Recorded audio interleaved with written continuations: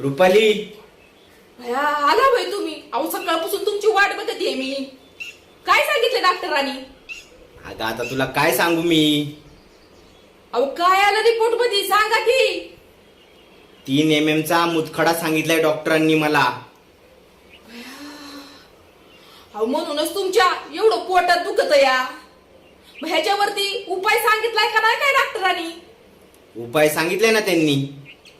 काय सांगितलाय उपाय?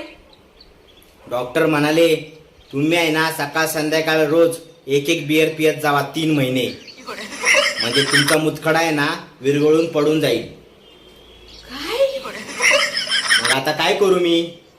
तुम्ही काय करू नका. आता डॉक्टर बदली करायचा आपण. काय? हा, दुसऱ्या डॉक्टरकडे ट्रीटमेंट चालू करूया.